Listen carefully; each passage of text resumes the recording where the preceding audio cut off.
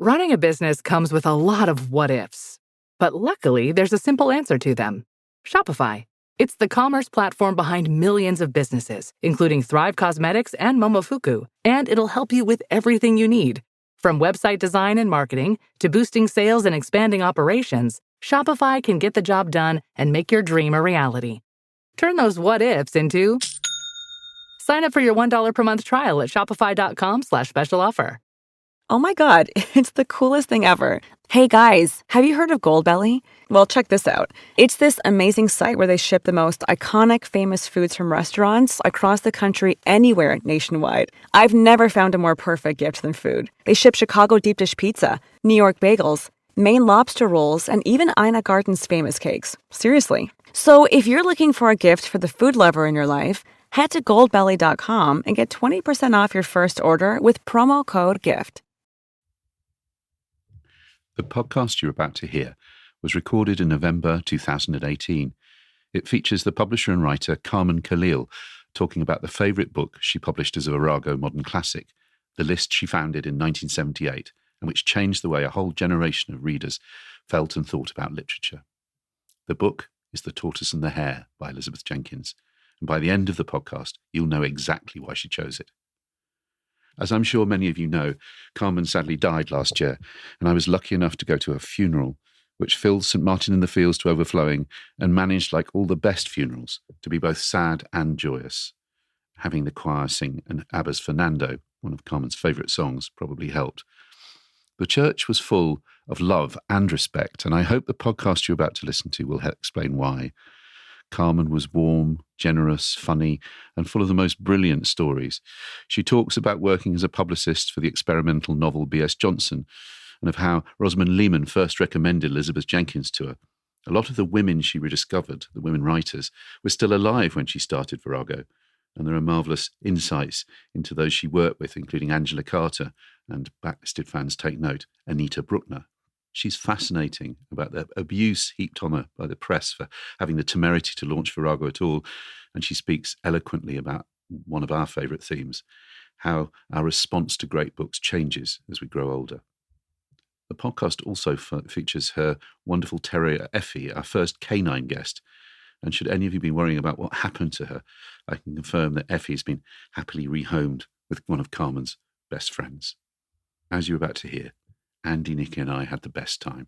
So much so that we booked her for another podcast on Elizabeth Taylor the following year and had hoped to have her back for a third visit. Sadly, that can't now happen.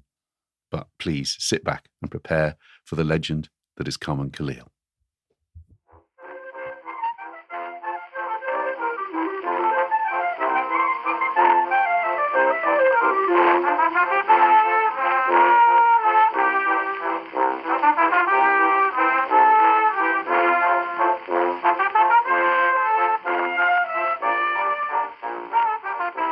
Yes, so on my way here today, I went to two bookshops, and both of which will be of interest to our listeners. The first bookshop is new. It only opened a few days ago. It's in Soho, and it's called The Second Shelf, and it is a feminist bookshop and quarterly publisher run by Alison Devers, and they sell first editions of many of the books that we have featured on Backlisted, apart from anything else. So if you want to pop in and buy a first edition of Barbara Cummings, for instance, she is available. Isn't that wonderful? That could be Christmas solved. Absolutely. Many Jean Rhys first editions in there, I noticed when I was in there earlier.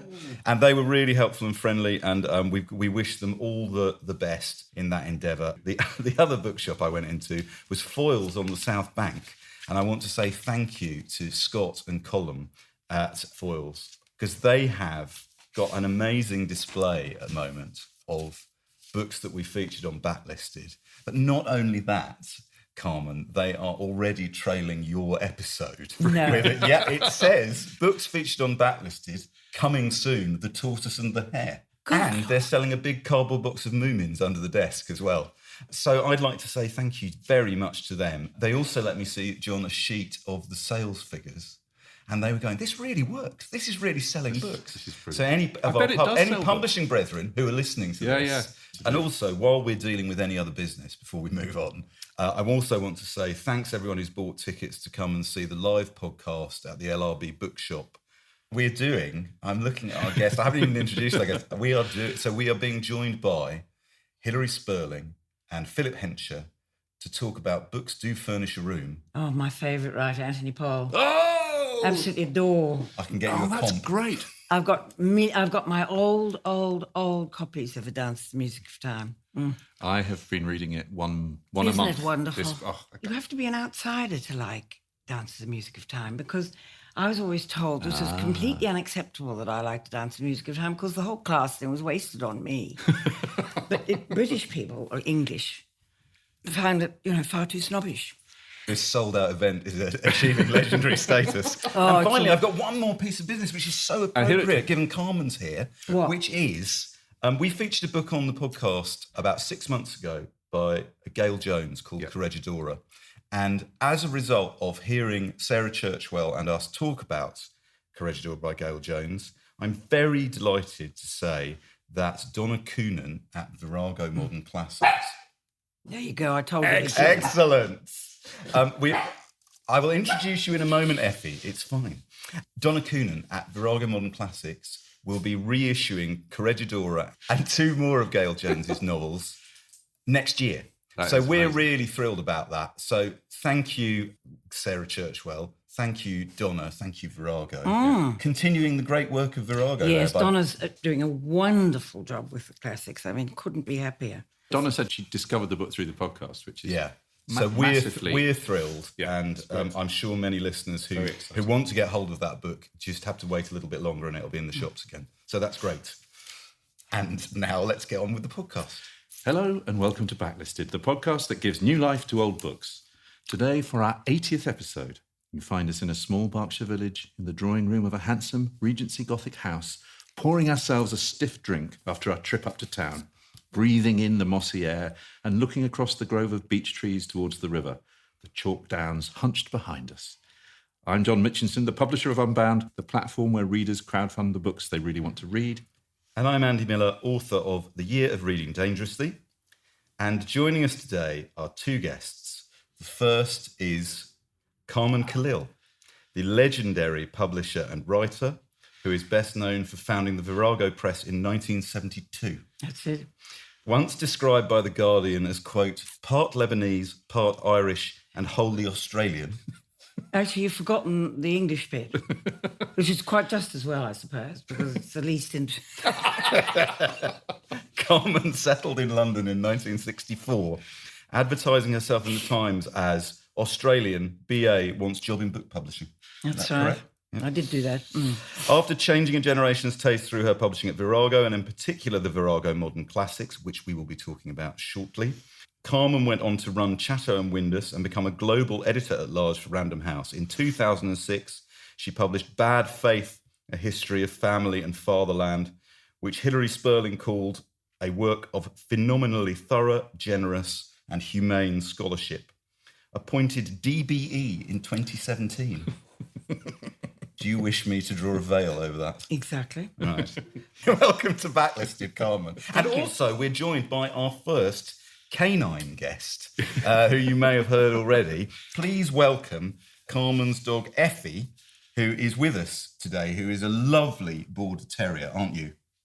Yes, you weren't. Now you're quiet. Great. Carmen's here to talk to us about one of her favourite novels, The Tortoise and the Hare by Elizabeth Jenkins, first published by Gollancz in 1954 and, of course, triumphantly reissued by Virago Modern Classics in 1983. But before we set that tortoise off ambling, and in a departure from our usual routine, we've got something exciting we want to alert. Well, I can ask you, John, actually, traditionally, what have you been reading this week? Because it is true to say you have been reading it this week. And I have, and reading with huge pleasure. I've been reading The Unfortunates by B.S. Johnson. Now, there are 2 things to say about The Unfortunates by B.S. Johnson. The first thing is, Nikki has been involved with a project that she's going to tell us about in a minute to do a new adaptation of B.S. Johnson, The Unfortunates. But this is a total coincidence. We realised a couple of days ago that our guest today, Carmen Callil, was the publicist for B.S. Johnson's The Unfortunates in 1969. 69, was it? Yes. Because what happened, Carmen would be able, was that Secker, who was supposed to be publishing the book, That's right. fell apart at the thought Yes. of publishing a book in a box. Just to remind everybody, The Unfortunates is a book that was published in 27 loose sections, a first and a last, and the other 25 you could read in any kind of random order. And obviously, as a bit of publishing, it's a challenge. To publish a box, it wasn't something that Secker and Wahlberg were used to. But the Collins paperback imprint that was sort of setting new standards for kind of publishing and risk-taking. Panther. Took it on, and it says it's published by Panther and in association with Secker and Wahlberg. So, Carmen, before we move on to the 2018 version, what was it? I don't know. I'm going to ask you what was it like working on the famous book in the box? Well, I learned everything about publishing from the four men who ran. I mean, they weren't the owners of Panther, but they ran it. And there were two editorial directors, and one of them, John Booth, is still alive and living in, the only trouble is, of course, I've forgotten the name of Harlow, Essex. And I always think John was the most responsible for that. But Brian Thompson, who was the production manager, they agonised over getting this right, because one of the things about Brian was he was an absolute perfectionist. He was absolutely committed to his wish to change the English novel. Holes in the paperback. And he basically thought that after Joyce and Beckett, yes, anything that wasn't trying to push the form of the novel was sort of invalid, as Jonathan Coe in his great biography shows you. That's exactly right. This was his life's work, more or less, this one. And also it connected with football, which he was very, very keen on. Yeah, he was a massive Chelsea fan. Yes, he was. I must say, this is my favourite of. I think it's a wonderful book. It is a wonderful book, isn't Brilliant it? book about talking about ageing and death. It's fabulous about the decline of his friend. I mean, he goes to Nottingham, but his friend has died. It being B.S. Johnson, it's not really a novel in the way that, you know, it's about him. The characters in the book are real people. I mean, he's writing about himself. He's writing about his own children and his family and his wife and his friend Tony. His best friend Tony. And he's remembering time that they had together in Nottingham, in the city. But it's also full of architecture and the kind of smell, the griminess of kind of provincial life. Yes. Carmen, the question I must ask you about this. Yes. So you're the publicist on this book. The things we know about Brian B.S. Johnson are that he's publishing a book which could be thought, perhaps erroneously, to be slightly gimmicky, that he really doesn't want people to think of as gimmicky. So was it challenging to publicise it? Was he hard to work with? No. One of the reasons I remember him so well is that we got on extremely well. And what happened a couple of weeks ago, funnily enough, I was in the LRB bookshop doing something or other, listening to somebody, and his widow came up to me and she said, are you, because you wouldn't recognise me sort of thing, the way I look now. And I said, yes, I am. And we had the most wonderful conversation about it. And she said he was just as pleased with my work for him as I admired him. And physically, he looked very like you, John.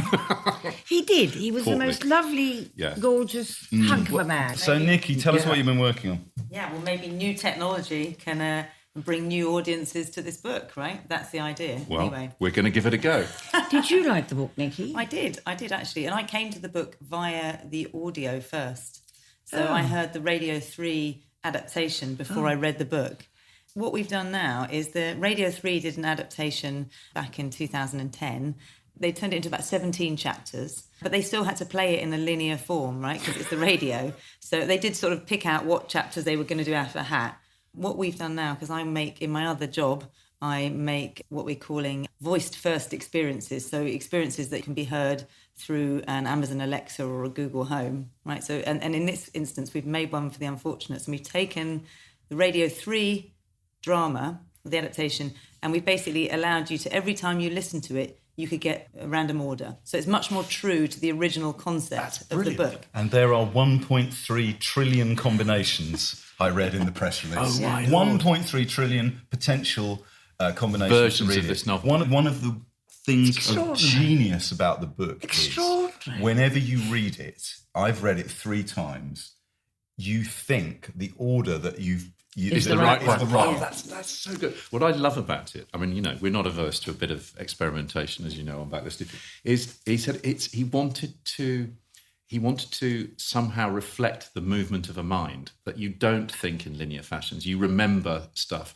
and then other things are connected. So that it wasn't a kind of some sort of smart-ass experiment. He was inspired by a French writer called Marc Saporta, who did a book where all the pages were completely random. But he felt having a beginning and an end gave the reader a kind of a framework that they could work within. So, Nick, you've kept that, haven't you? So you have to listen to the first chapter first and the last chapter last. Yeah. And I just want to add, I think what's interesting about this and why it works is it's about sort of form and function, isn't it? Because actually the idea about memory and loss, the way memories of somebody who's died, they just suddenly come to you, don't they? And actually that's why it works so well in this form, because you're listening, or in my case, listening rather, or reading. And you don't know what order you don't know when you're going to remember a feeling about an emotion or a memory about somebody, or what triggers that. And that's why I think this works really well.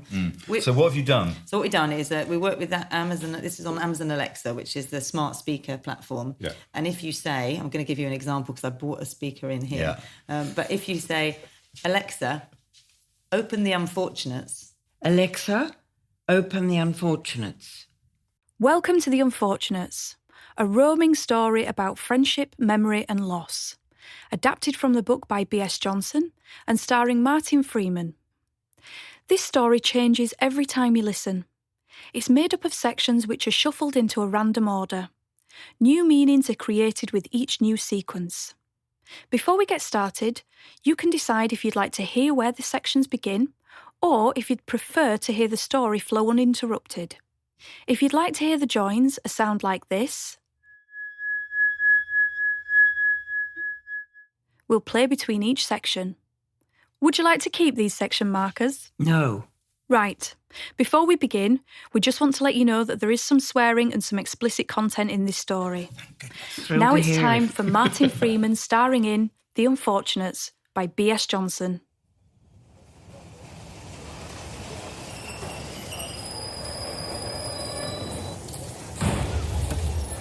Just arrived on platform 1 is the 8:30 service from London St Pancras. All right, don't bellow. This train is the 12:05 service for Leeds. Ascending. Time to get bearings. Always the same. Another Saturday, another unknown city, another nondescript station, another god-awful match.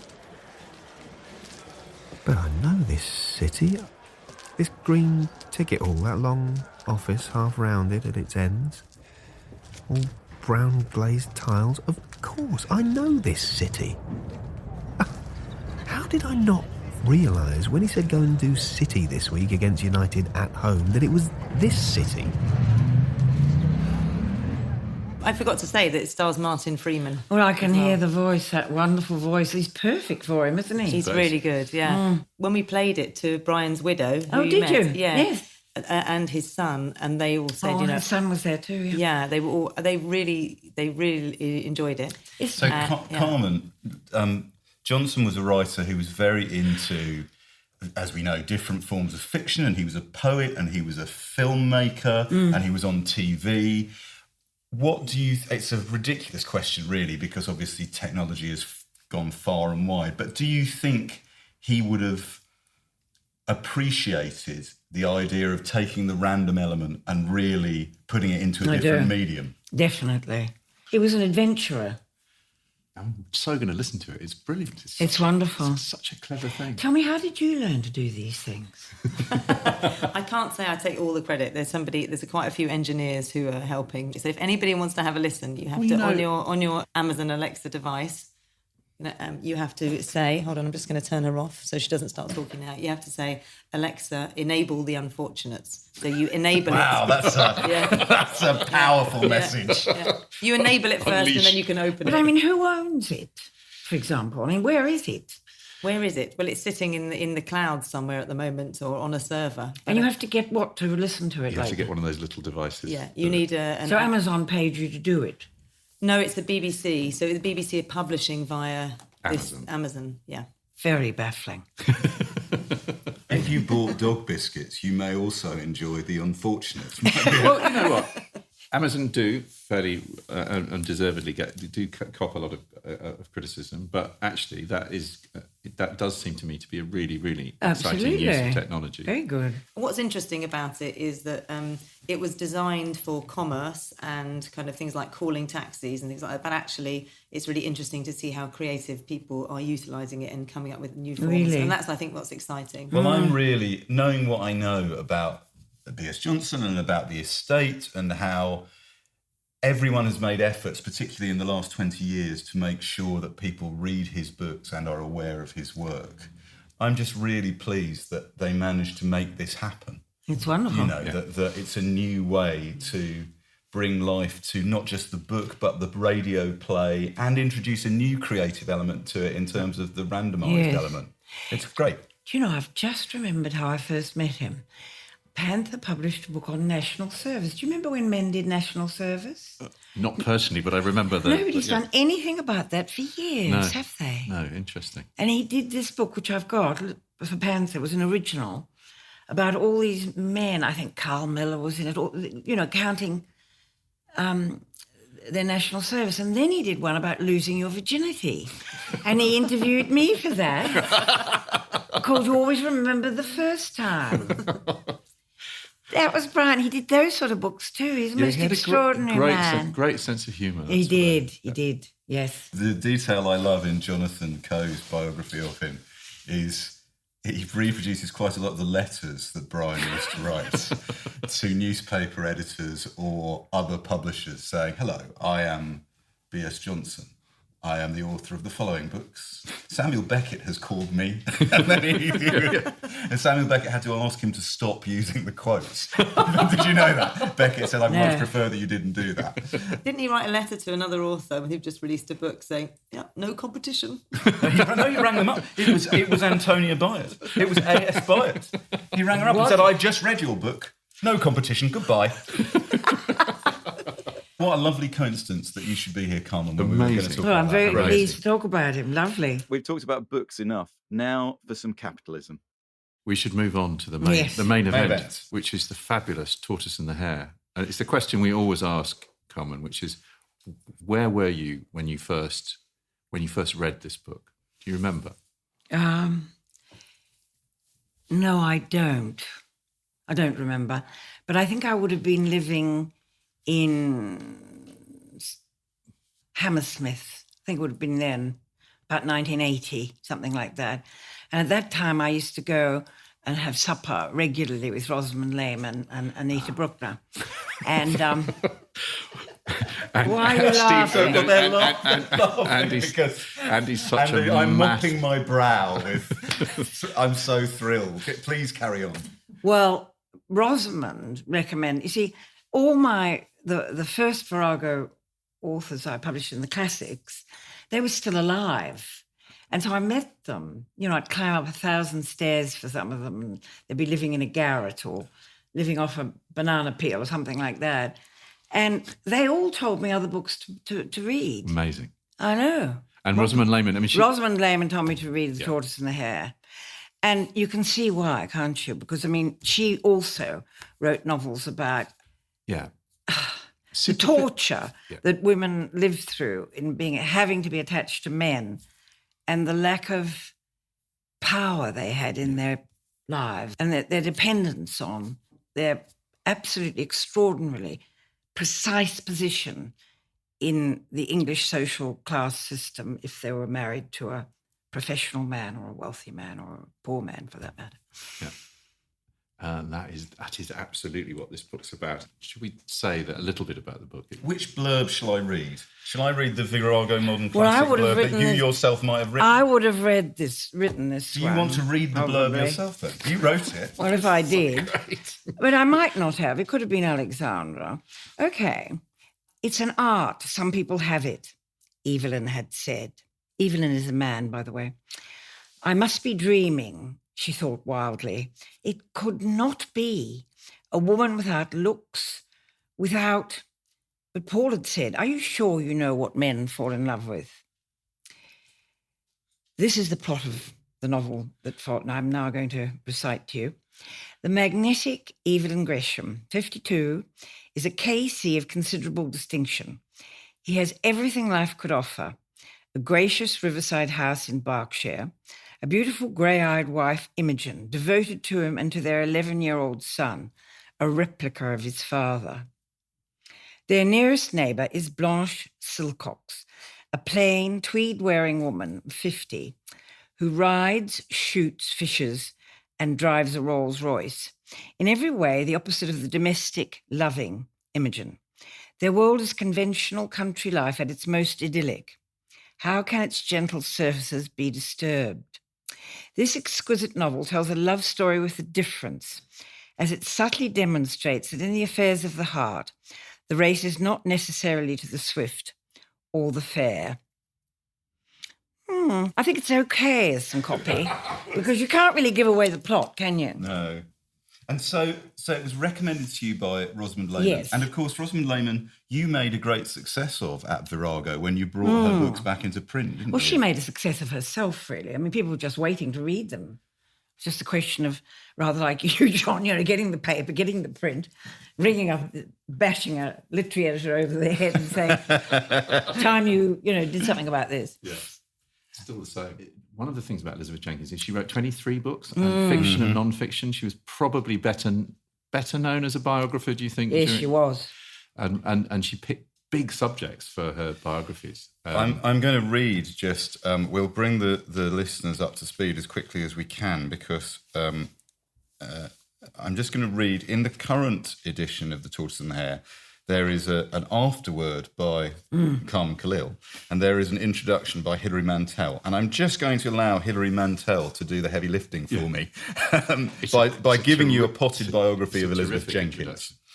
In 2004, in her 100th year, Elizabeth Jenkins wrote a memoir called The View from Downshire Hill, which I have a copy of here today, which I got from the London Library earlier today. It offers graceful and startlingly fresh pictures from a long writing life, concentrating on her earlier years. Educated at Cambridge, condescended to by Virginia Woolf, befriended by Elizabeth Bowen, she lived at the heart of English cultural life and published 23 books. She wrote biographies of Elizabeth I, of Lady Caroline Lamb, and of Jane Austen. She was a founder member of the Jane Austen Society, one of those practical enthusiasts who bought and restored Jane's house at Chawton, saved it from dereliction, furnished it with impeccable attention to the period, and opened it to the public. Jenkins' hypersensitivity to atmosphere may remind readers of Rebecca West. Her eye for colour and texture, her precise descriptions of the civilised surfaces of life, recalls Sybil Bedford. Like both these near contemporaries, she wrote reportage as well as fiction. All three of them were interested in spies and poisoners, in hidden acts and the murky undergrowth of human intention. But more than she is like them, she is like Austen. Formal, nuanced, acid. She surveys a room as if she were perched on the mantelpiece, an unruffled owl of Minerva, a recording angel. Yes, that's very, very good, isn't it? I'm that spot on. I wanted to say to you, Carmen, that I read The Tortoise and the Hare, which I loved. I also read a book that Jenkins published in 1933 called Harriet, and then a similar book she wrote 40 years later called Dr. Gully. Well, you see, there's one thing that Hilary, I don't think would be possible for Hilary, because she didn't publish as many of these women as I did. A remarkable number of these women of this period were interested in murder. They wrote about murders. They went to the Old Bailey. They wrote biographies of murderers. And I think in The Tortoise and the Hare, you can feel absolutely the same mind. I mean, it is a novel of tremendous placidity and passion in a way, and a love story of a different kind.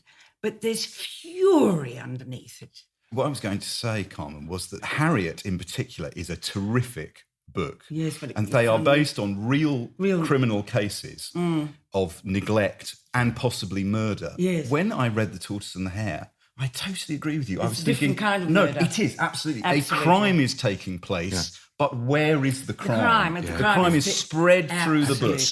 That's what struck me this time with reading it, yes. It is brilliant, isn't it? Because when I started to read it, I was thinking, this is very upper middle class. I know, yes. I can't quite believe that this is Carmen's favourite novel. And then what she does is you realise, of course, that Evelyn, who is an idiot, you just think he's one of those upper middle class kind of annoying, know-it-all kind of lawyer types. And Blanche is a bit of a joke. And Imogen's a bit wet.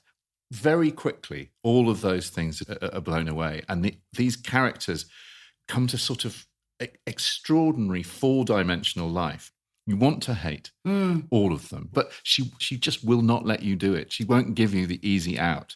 She resists melodrama, even when it seems that there's going to be no possibility other than there's going to be a dramatic scene. It's remarkable, this book, for that control, I think. Well, I think there's something quite important to say about just one tiny reply to what you said. If you're not interested in class and you can't observe it, you don't see what you're objecting to in that novel. It never occurred to me to worry about class when I read a novel, because I wasn't raised as an English person to think about class. That's what you were saying about Dance to the Music of Time. Absolutely. But I do agree with you. The food in this novel is disgusting. The English do eat disgusting food. They pretend they don't, but it all comes from somewhere else.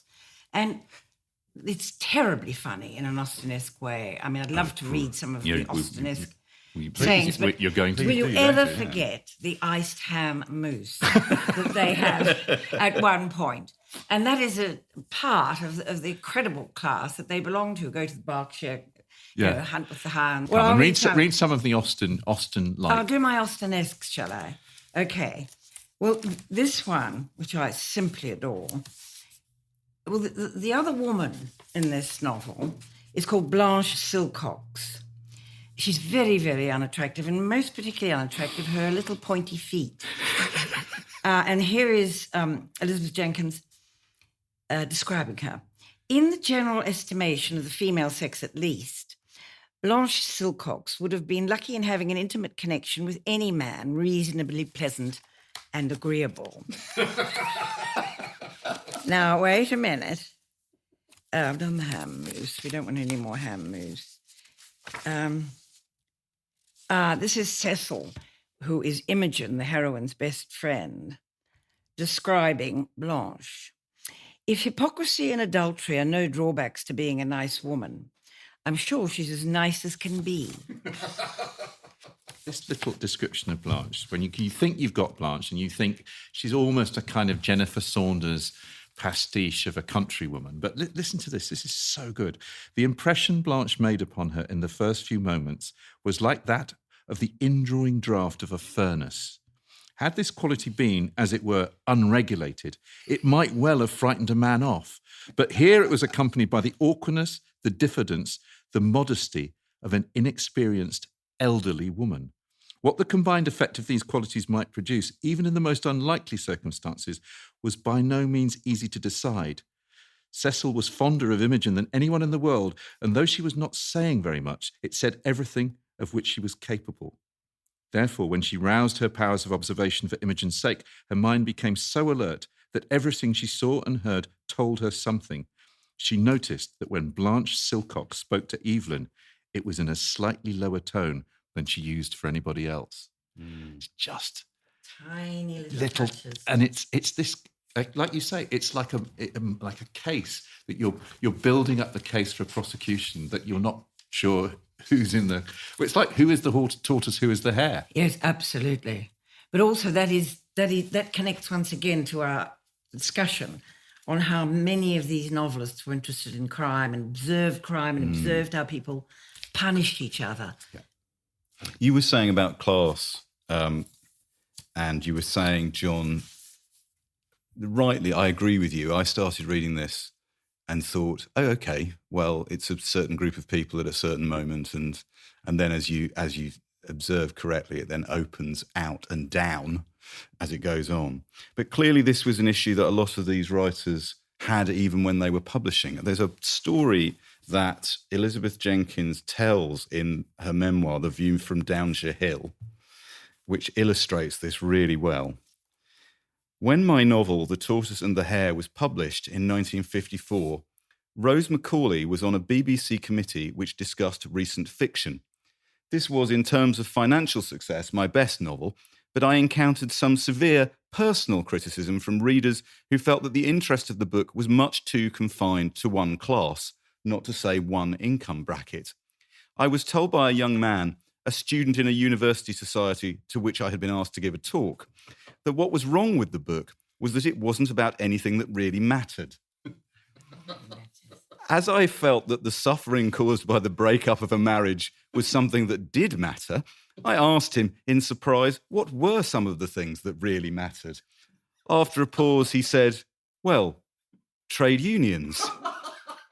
So it goes on. Some of the speakers on the air held a view similar to the young man's, though more fluently and pungently expressed. One of them said in withering tones, all this about gracious living. The centre of the book was a brilliant, hard-natured man, the woman's husband, and her 10-year-old son who was completely remote from her, and I felt this criticism was altogether unfair. I was listening to the programme and at this point was so glad to hear Rose Macaulay exclaim, gracious living? What do you mean by gracious living? Evelyn wasn't very gracious? Gavin wasn't gracious? Do you just mean that they had enough to eat? That's great. You know what that reminds me of is the same thing as Tove Jansson being criticised, that the Moomins and then that it was bourgeois, that because the Mama Moomin carried a handbag and the father had it. It wasn't sufficiently rigorously, kind of pseudo-proletarian. Well, trade unions. Yeah, trade union. I was thinking about it today and thinking, what would she have voted? Because, of course, at the moment, what is one to do except slit one's head around its throat with the nearest implement? I think she was a liberal. Yes. You know what I mean? That's what she feels to me, suffragette and a kind of... Yes, because she can be quite vicious about the upper classes as well, if you're going to go on about class here. I mean, I love this description of Evelyn. She was perfectly aware of what it was like to be an inferior woman in British society. This is a description of him after he's had his holiday. He comes back from a holiday where he's been with men. By the way, she's tremendously aware of how much men of that class wanted to be with other men. I think there's a very strange threnody in this novel because, in fact, Blanche is quite masculine. Yeah. And he's an upper class or upper middle class boy. He's probably been to a public school. And there's a sort of sense of strange sexuality throughout it, but we won't go there. Instead, I'm going to read to you how she describes him. The holiday had left his face the colour of tawny marble. The sea-bright eyes with their dark framing of brows and lashes had a look of indulgent interest. The short nose, with its springing arch of nostril, suggested, it was true, a less benevolent temper. In the heavy lower part of the face, the lips were shut like the edges of an iron box. Oh, I know. Now we was Evelyn, the husband in this novel. Yeah. You, in your afterword, I know. Could you tell us? You met Elizabeth Jenkins and you discussed the character with her. Yes. Didn't you? Well, you see, it's quite clear that he's the sort of man I would absolutely abominate. I mean, he's the Jacob Rees-Mogg of his time. Yeah. But what happened when I went to see her was she told me that the whole story of this was true. It was based on her love for, I think, he was a gynecologist. He was a gynecologist. That was useful, wasn't it? In case you know. Well, called, I got his name, Sir Eardley Holland. Yes. Well, they gave each other up. And his wife died and he married the next door neighbour. And this novel was her response to because he'd come back to her after he married the next door neighbour and said, could we start again with our, affair, which is after all the most important thing in both our lives. And she, instead of replying, she sent him a copy of The Tortoise and the Hare. And you see, that was her revenge. She never heard from him again. But a few weeks later, she knew he collected. Can you imagine being in love with a man who collects things like this? He collected glass paintings of Queen Charlotte. And she found one and posted it to him with a kind note saying she thought he didn't have this particular one. And some weeks later, it came back very badly wrapped and very badly scratched. And the handwriting was not his. And it had been bashed so that the glass was broken. But when she turned it round, the original string had been changed for a new string. So he had got it, he'd hung it up, and the Blanche Silcox had read the novel too, read her portrait, and bashed the glass thing and posted it back to to Elizabeth. But don't you adore it as a piece of revenge? Because you see, it is about fury, the fury of the rejection. But you said, didn't you, Carmen, this is the detail that I absolutely loved. You said to her, he's detestable. What did she say? Well, you didn't know him. She says it's brilliant. And she says in an interview that she took that about the affair. I offered him my heart on a plate. He made me unhappy, but it was worth it. My feeling for him lasted after his death. It's still going on now. I know. This was when she was nearly 100. Yes, but can we discuss now for about 24 hours female masochism? Let us not draw breath on the subject.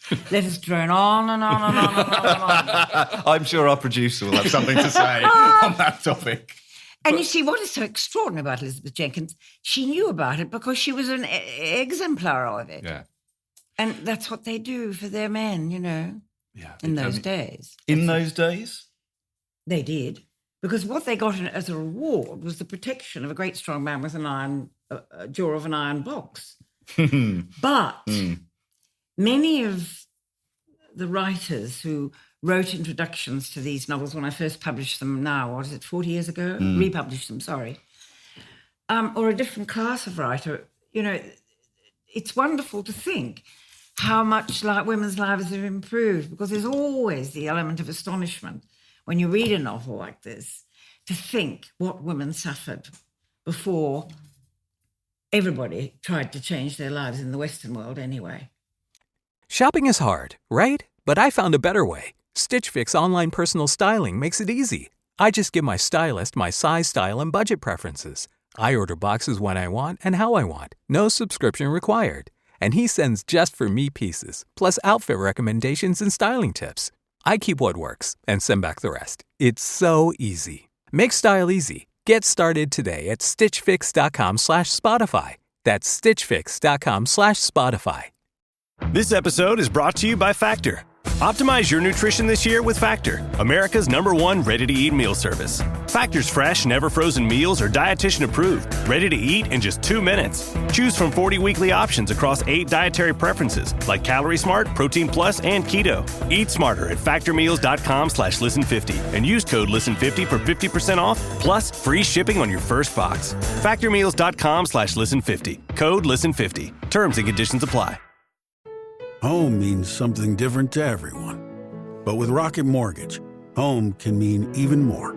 It can mean a college education, taming your high-interest debt, even a renovation. We've made it easier than ever to use your home equity. That home you worked so hard for, now it can work hard for you. Call 800-4ROCKET or visit rocket.com to find out more. Rocket Mortgage, LLC, licensed in all 50 states, NMLSconsumeraccess.org, number 3030. Can I ask you a couple of things? Because you talked about when you were publishing these books. John and I are fascinated by this element. So there were or have been approximately 800 Virago Modern Classics. When you were researching and finding these books, I read a thing you were talking about that you would get a recommendation from an author, or you would go to the London Library, or you would go to the British Library, or there wasn't an internet to refer to. No, there wasn't. But the thing is, once I started, I met a lot of the writers of that generation. The first writer, I think everybody knows, the first one I published was Antonia White. And though she was terribly, had mental illness, now, of course, she wouldn't suffer from it at all. She'd have a lovely pill and be perfect. She knew a lot of them from previous parts of her life, even though she was 80 when I first met her, or 78, which I'm older than Antonia now, when I first met her. And then, Rosamond introduced me to them, and Rebecca West, I knew. All of them would suggest other ones. And you see, Rosamond also suggested one that nobody reads anymore now, whom I absolutely love, called May Sinclair. But there's an interesting thing there. The Life and May Death of Harriet Sinclair Freeman became very involved with a poet called Charlotte Mew, who killed herself by drinking a bottle of Lysol. And all of that was opened up to me. The whole world of Charlotte Mew, Harriet, the poetry bookshop, was an entire literary world that they all opened up to me, that they passed on to me. Do you see what I mean? Yes, sure. And there was Storm Jameson, who was alive. I went to see her in Cambridge. She was 93, and she was sitting in her chair. She said, I walk into Cambridge every day. And I come back and I sit in this chair and I have a little nap and I wake up and she said, I can't believe I've woken up again.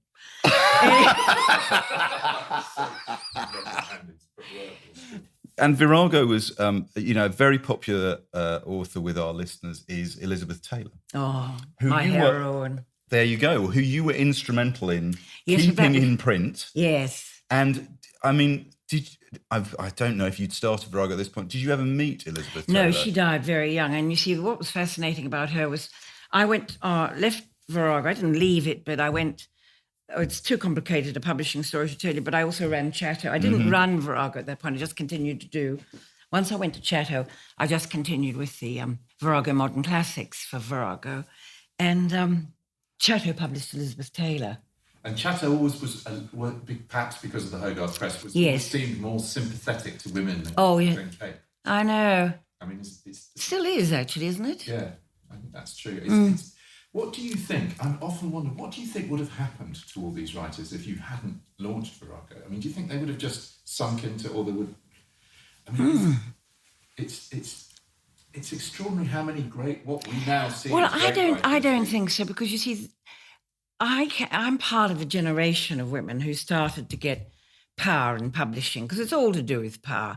The fact that I started my own company and could do what I like is marginally different. But if you think about the rest of them, like Liz Calder, and there's hundreds of others who did the same in their own publishing houses. And I think they would have done it within publishing in some way. They would have said, goodness me, I've got this on my backlist. And when I'm fascinated to know, when you went to the book trade and said, we're republishing a series of old books by writers you may not have heard of, please support us. Did they look at you like, why would we do that? Well, there's various things to be said about that. First, I never went near any bookshop. I was hopeless with sales, completely hopeless.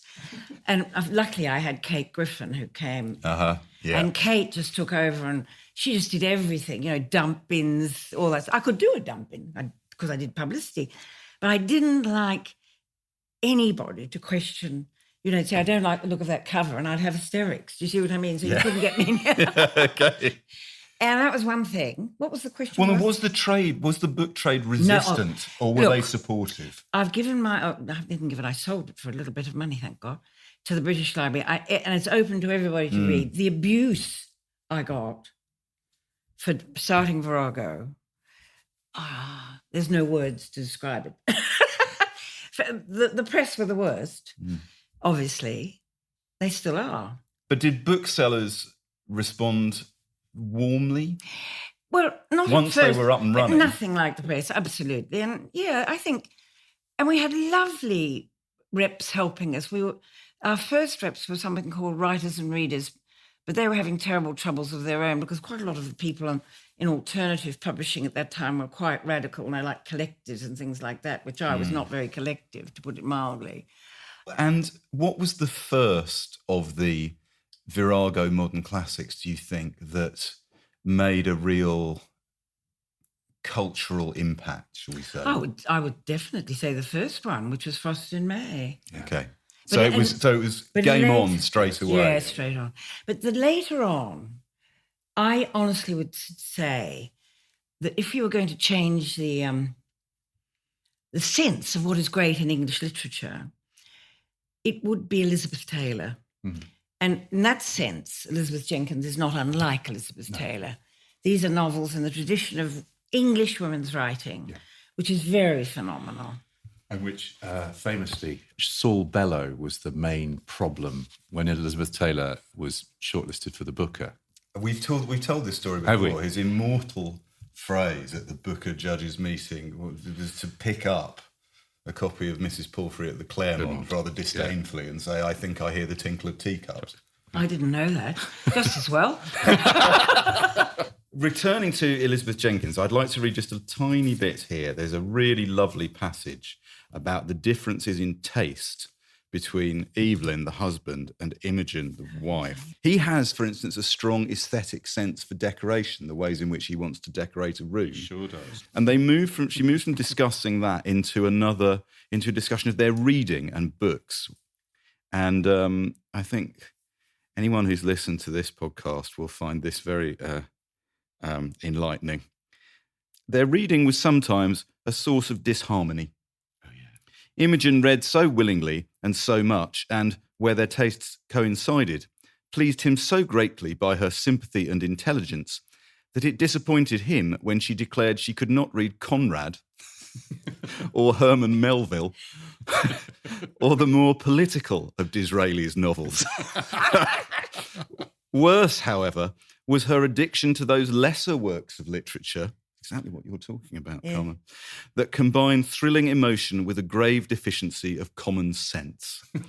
Evelyn had stigmatised someone in court as, quote, a gay Lothario, and Imogen, seeing this reported in the newspapers, once sat down to read The Fair Penitent and was absorbed and charmed by this vehement, if unbalanced work. She thought it only right, in the circumstances, that Evelyn should read it himself.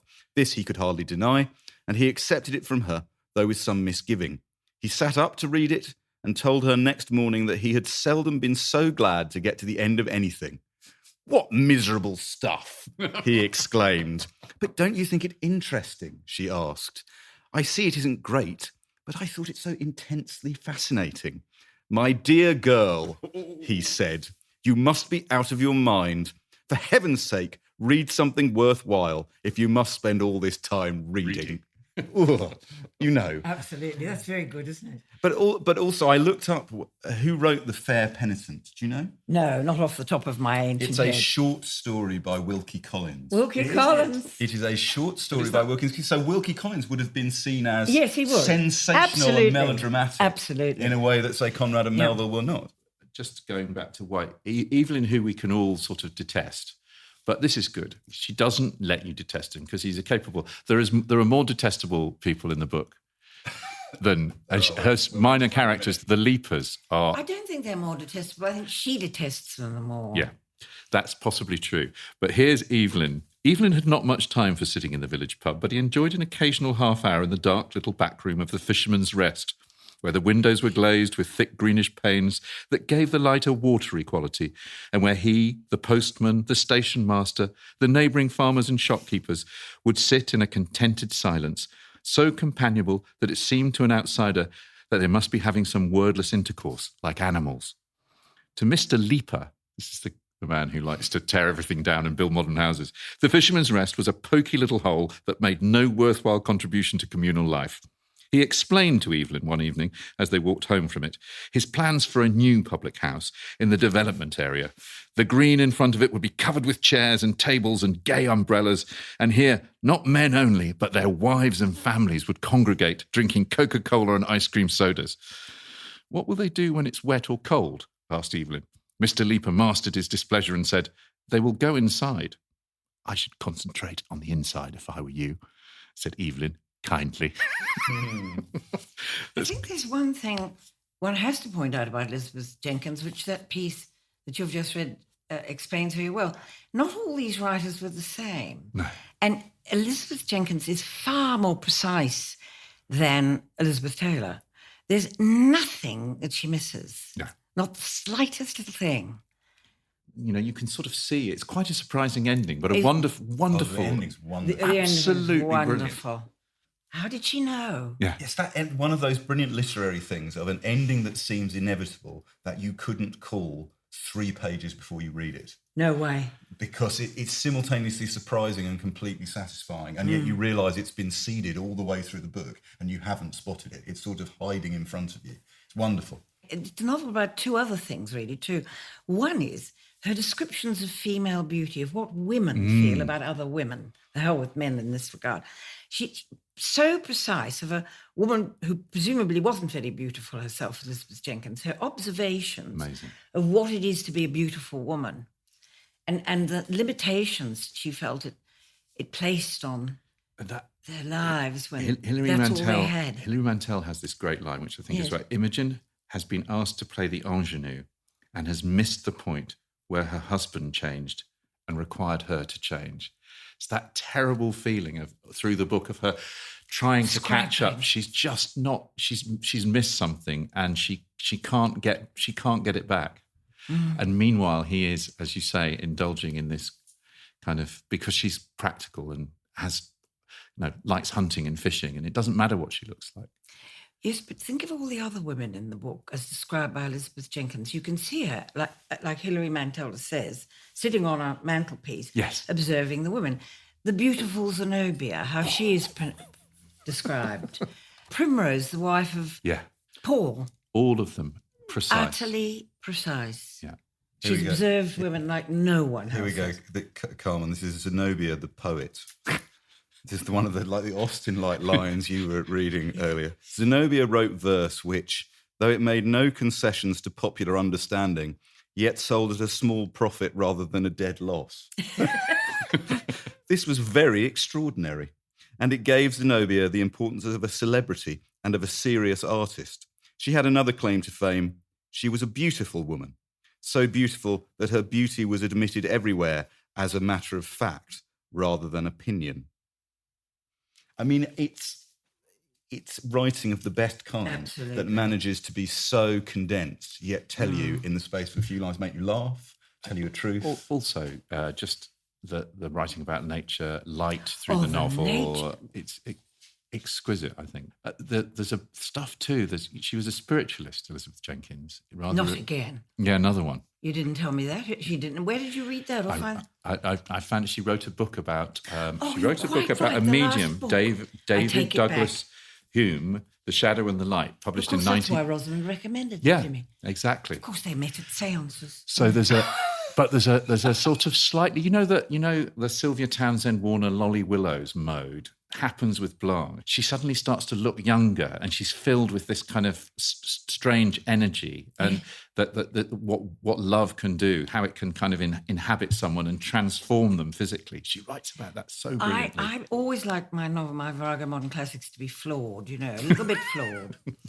And I don't think that Blanche's transformation, because of having fornicated with Evelyn, comes across. No, all of a sudden, this lumpen proletariat of a woman, though she's not a proletariat, she's a lumpen upper class. Lumpen bourgeois. Lumpen aristocratic. Well, not aristocratic. And all of a sudden, because she's fornicated with what's his face, Evelyn, she's transformed. Her skin glows and stuff like that. I didn't. That's my one flaw. There's another question that I want to ask you, Carmen, but before before I get to it, I might actually ask you about that. Hang on, I'm going to write, John. I'm writing that down so I don't forget. How many times do you think you've read The Tortoise and the Hare? And how has it 3 or 4 times? How has it changed over the years as you've read it? This time, I thought it was much more brilliant than I did. Much more brilliant. I was amazed. Because I've lived in another world for 20 years, French history and now English history, because I write history, social history or history, whatever it is. And I just couldn't believe how much better it was. And not that I ever thought it was bad. I thought it was wonderful. It was my favourite classic. But goodness me, I thought, well done, Carmen. not a thought that, not something I live with on an hourly basis. I think it's a marvellous book. I'm going to ask you now, Carmen. I've said that I would ask you this. Backlisted listeners will be pleased that I asked this. So you were great friends with and were the publisher of Angela Carter. Yes. And you were also very great friends with Anita Bruckner. Yes. And in the early 1980s, it's fair to say that they were perceived as opposite ends of the literary spectrum. One experimental, the other conservative with a small c, perhaps. And I wondered whether you ever felt caught in the middle there, or whether I certainly did. Angie wasn't in love with novels like The Tortoise and the Hare. That's definitely the case. But she did love some of my classics writers and helped me a great deal with them.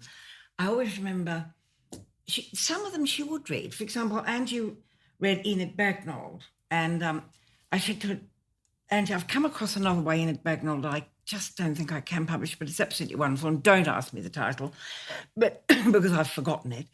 And I gave it to Angie to read, and what happens in the end is that Enid Bagnold introduces a black man, and she describes him in a way that is simply unacceptable by everybody, not just today, but 1,000 years ago. You know, it's the British Empire at its worst. And Angie wrote me a wonderful thing saying, even you can't go this far.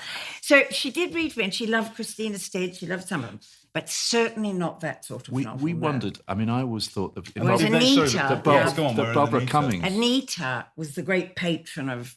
I mean... Didn't Anita give me a Rosamund Lehman? I can't remember.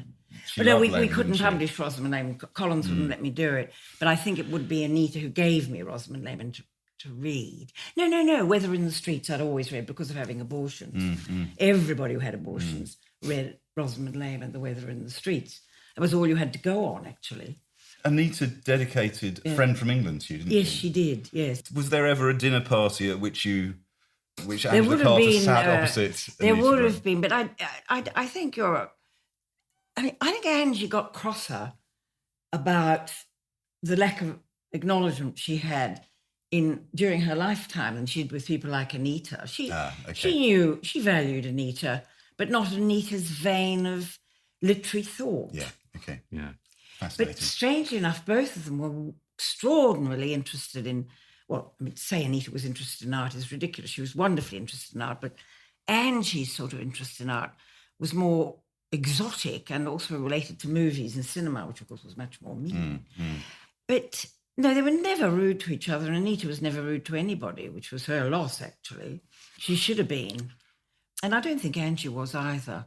They never got at each other's throats. No. But Angie could be very, very cross about the big four, you know, the Mark Amos.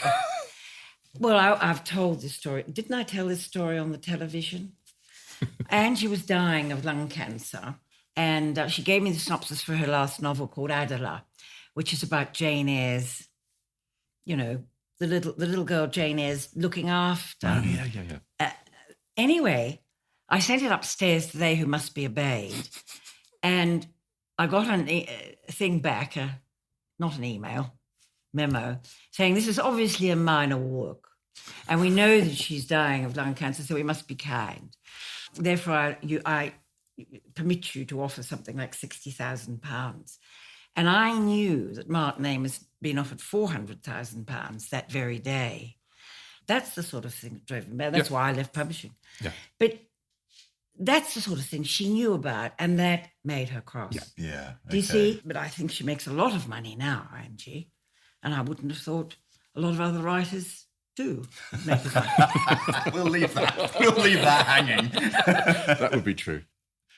I was just amused because about the paradigm of Virago Modern Classic, the famous line that you always is you wouldn't go below the Whipple line. Yes, that's still true. But I didn't see anything wrong with that, but it became very famous, didn't it? It did. And why? This is the novels of Dorothy Whipple. Why, Carmen? Well, when the writer couldn't write, you know, there had to be some reason of great interest. For example, Jonathan Miller had a mother called Mrs. Betty Miller. She was married to the psychiatrist. And Stevie Smith wrote a wonderful short story about Jonathan Miller and his mother, pointing out, well, never mind, I don't think I better tell that story. But Betty Miller wrote very, very not good English, but her description of London during the war was wonderful. So I did publish one novel of hers. That's above the Whipple line. Do you see what I mean? Okay, yeah, all right. Because it evoked... Yeah, I read a Virago Modern Classic recently by Ellen Wilkinson about an account of the Jarrow March. Yes, now that would be, yes. Which, again, is not tremendously well written, but is absolutely I fascinating because there aren't any other novels by women written who took part in Exactly. So it had a such... And you see, something like The Spoons Came from Woolworths, or idiosyncratic one-off books, but not droning on like Woman's Own, which Dorothy Whipple did. I think we might leave it there. But is there anything else we want to say about The Tortoise and the Hare before we sign off? Do you think we've been explained enough to this machine, this podcast machine, how wonderful the novel is? Well, I hope so. I mean, I think we... Why should somebody read it here, now, 2018? To make you exquisitely happy because you've read a great piece of work. And also, I don't want to say it's like reading Charles Dickens because not a lot of people don't like to read him anymore, but it tells such a story. I love to be told a story. I think anybody who's ever been in love and who's had love that's gone wrong, that feeling that she creates of doesn't matter what you do, you're losing this person, and there's no way that you can change it. And she doesn't sentimentalize it. No. She doesn't make it into melodrama. She's true to each of the characters in their own way. You get enough of the inner motivation for each of the characters in the triangle for you not to despise them completely. And whoever you think the tortoise and the hare are, in fact, it doesn't matter, does it? Because you can see it either way around. Isn't she clever? Yeah. Really, just as a piece of work, rather like her beautiful descriptions of the Evelyn. One of the main metaphors in the book, or symbols in the book, is that there are these badly silvered.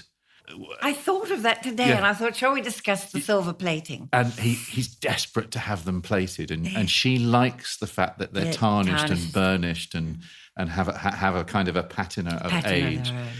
Those details, that's what this book is like. It's like an incredibly perfectly realised object. Yes, it is. I mean, from whichever angle you come into it, you're surprised and thrilled by the craftsmanship. And its atmosphere, if you're going to be Austen-esque, which she is persuasion. Yeah. It's a persuasion novel.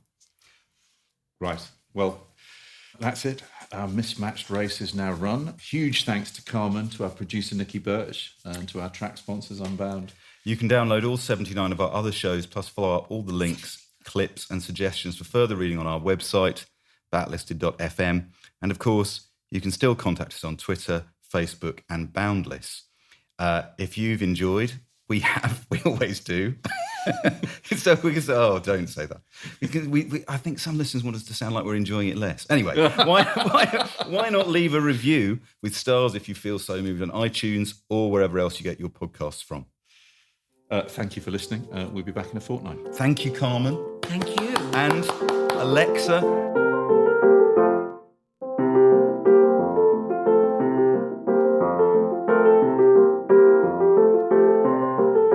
If you prefer to listen to Backlisted without adverts, you can sign up to our Patreon.